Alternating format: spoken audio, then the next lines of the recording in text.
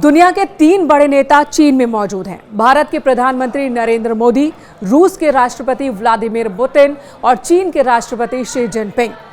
दुनिया भर की नजर इस शिखर वार्ता पर है, लेकिन सबसे ज्यादा चर्चा हो रही है प्रधानमंत्री नरेंद्र मोदी और चीन के राष्ट्रपति शी जिनपिंग की मुलाकात की। जी हां, ये दोनों नेता 7 साल बाद चीन की धरती पर मिल रहे हैं और जब ये दोनों मिले तो सब यही देखना चाह रहे थे कि इस मुलाकात का आउटकम क्या निकलेगा।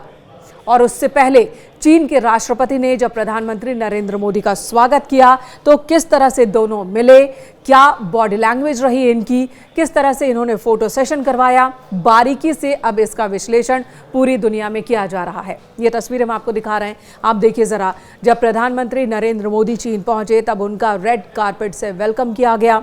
पूरे चीन में प्रधानमंत्री के स्वागत को लेकर खास तैयारी की गई थी और जब प्रधानमंत्री नरेंद्र मोदी और चीन के राष्ट्रपति शी जिनपिंग आमने सामने हुए तब दोनों नेताओं की गर्मजोशी दिख रही थी और इन दोनों को देखकर ऐसा लग रहा था कि यहाँ से संबंधों की एक नई शुरुआत होने वाला संदेश दोनों ही एक दूसरे को देना चाहते हैं। जेस्चर दोस्ती वाला देना चाहते हैं। स्टिफनेस कहीं नहीं थी, ना तो शी जिनपिंग के बॉडी लैंग्वेज में और ना ही प्रधानमंत्री नरेंद्र मोदी के बॉडी लैंग्वेज में। इससे पहले जब भारत चीन बॉर्डर पर तल्खी देखने को मिली थी, गलवान घाटी वाला इंसिडेंट हुआ था, तब दोनों देशों के बीच के संबंध में एक खटास सी आ गई थी, एक बर्फ कहते हैं जम सी गई थी, जिसे पिघलाने की दिशा में इस मुलाकात को बेहद ही अहम माना जा रहा है। प्रधानमंत्री नरेंद्र मोदी को भी इस मुलाकात की अहमियत का अंदाजा और शी जिनपिंग को भी। दोनों ही देश एक दूसरे के लिए बहुत ज़रूरत वाले देश हैं।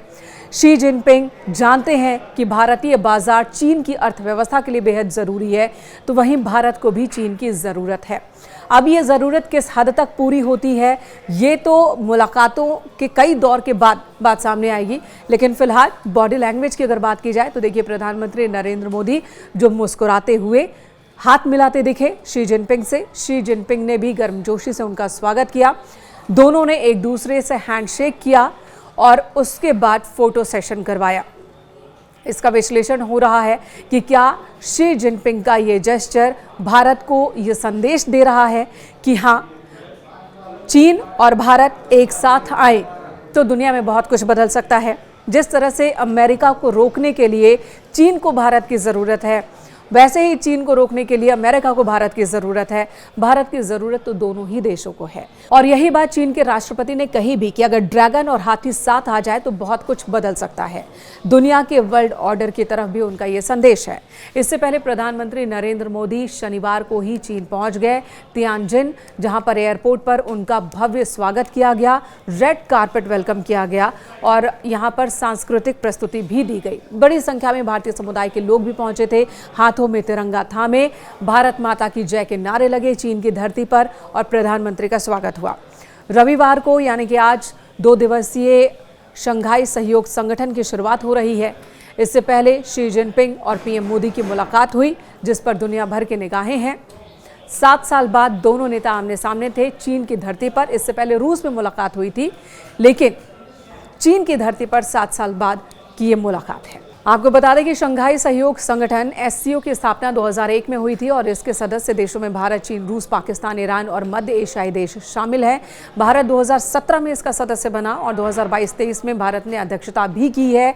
चीन में भारत के राजदूत शू फेईहोंग प्रधानमंत्री नरेंद्र मोदी के चीन दौरे को लेकर बहुत ही उत्साहित दिखे। उन्होंने प्रधानमंत्री का तियानजिन में स्वागत किया और साथ ही कहा कि ये यात्रा चीन भारत संबंधों में नई ऊर्जा और गति लाएगी।